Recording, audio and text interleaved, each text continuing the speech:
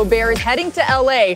to take on the 4-2 Rams at SoFi Stadium. We're getting you ready for all of it right here. And listen, if Sunday was any indication, we're in for a treat tonight. In fact, 8 of the 12 winners so far in Week 7 came on the road. Dan Orlovsky, what wowed you most from yesterday? The fact that Tom Brady has gone back in time. When Tom Brady's getting protected in a clean pocket, he's the most decisive, accurate, and precise quarterback that we have in the NFL right now.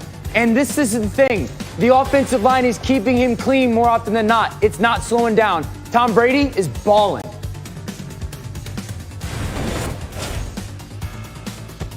Tampa Bay Buccaneers are the most complete team in the NFC and have supplanted the Seattle Seahawks in my mind as being the Super Bowl representative in that side of the conference. Listen, they look magnificent on both sides of the ball.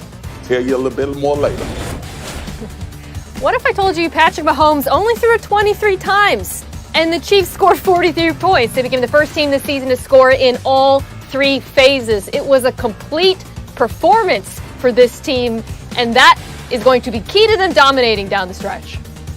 Well, Mina, the NFL is not expected to suspend Washington football team linebacker John Bostic for this hit yesterday on Andy Dalton that earned him an ejection from the game. This was Dalton's first concussion of his career. Went out of the game. He's now in concussion protocol. And if he can't start on Sunday, that would mean Ben DiNucci is going to start against the Philadelphia Eagles. And the Cowboys will monitor and test Dalton all through the week, but Bostic will not be suspended. Adam Schefter back throughout the show, including a report on Odell Beckham Jr., who confirmed he tore his ACL. Will miss the remainder of the season. Welcome to NFL Live. You just saw him, Dan Orlovsky, Mina Kimes, Marcus Spears here. About 4 hours to kick off Monday Night Football. We'll have a report from Los Angeles coming your way soon. And let's get right to it, Dan. Let's go to a battle of unbeatens. The Steelers taking on the Titans. This one coming down to the wire. We pick it up in the fourth quarter. A little over a minute left here. The Titans are down 27-24. Ryan Tannehill connecting with A.J. Brown. It's a great route. It's perfect versus that coverage with the trailing corner underneath. Outstanding timing. Tannehill leads him to the sideline. Huge completion for this offense late in the game. Yeah, so now the Titans in field goal range. So all Stephen Gostkowski's got to do is attempt the 46 yards. Go straight. Get it. But just go straight. Don't fade.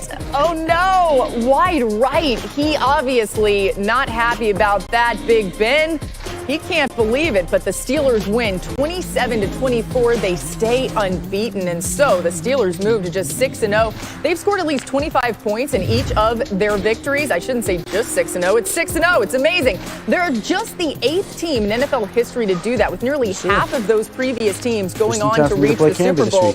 And their defense is making all the noise. But this offense, putting up points, also leads the league in average time of possession thus far. So, Dan, how has Ben Roethlisberger reworked his style since coming back from injury? Yeah, I mean, if you watch Big Ben for the first 15 years of his career, one of the things that you would say was like, he just held the ball too long. Like, he was always trying to make plays. And if you watch Big Ben this year, it's the complete opposite. It's ball out of his hand as quickly as possible. Now in third down, it's certainly he's still capable to make some of those plays. Like, hey, Ben, we got to have you go back in time for this third down situation. That happens. But other than that, it's like catch, throw, distributed football to Deontay Johnson or Eric Ebron or Juju Smith-Schuster.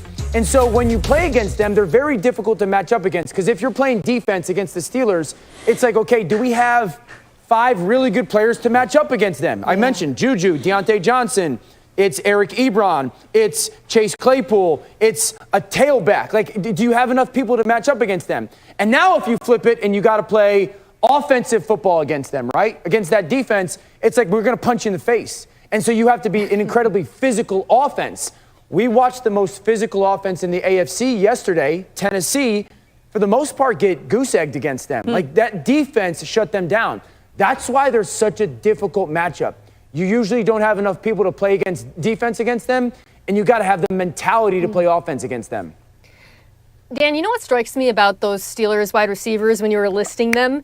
How perfect they are for Ben Roethlisberger at this stage of his career, right? I think sometimes when we try to rank receivers, we forget how much it matters which quarterback they're playing with. For example, DK Metcalf, perfect with Russell Wilson. Tyreek Hill, perfect perfect with Patrick Mahomes. And as you said, Ben Roethlisberger, he's not really throwing it deep. He's getting the ball out super quickly. 2.05 seconds per throw yesterday, by the way, which is bonkers.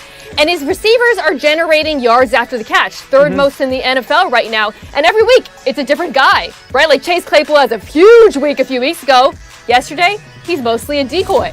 Deontay Johnson is this incredibly crisp route runner. He was huge in the first half. Juju Smith-Schuster becomes a safety valve in the second half. They're able to change it based on what kind of matchups they're getting, and that's what makes this offense so difficult to defend. Marcus, when we talk about that division, you've been on the Ravens all summer. Now, with you seeing what Pittsburgh is doing, are you still on the Ravens? Oh, I was teetering. I was almost there, but I'm not. I'm going to stay with Baltimore. Listen, Pittsburgh is doing a tremendous job. And look, undefeated team. Defensively, they are giving people nightmares.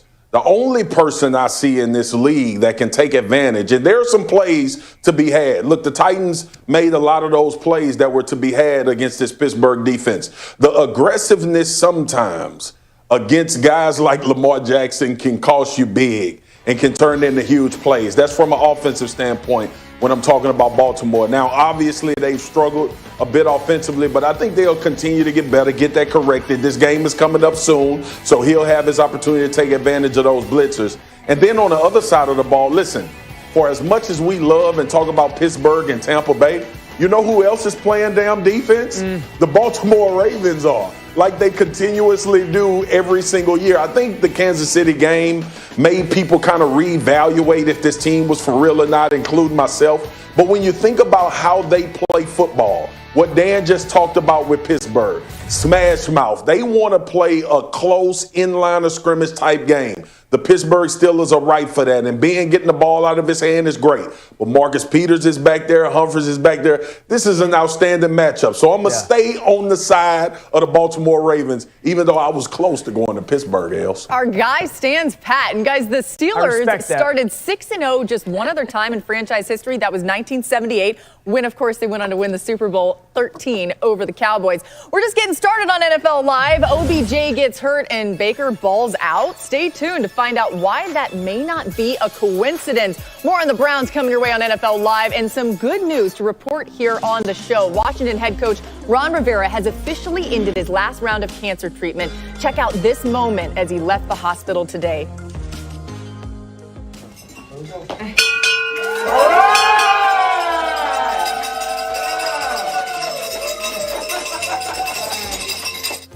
Much more NFL Live is ahead. And of course, as always, NFL Live is brought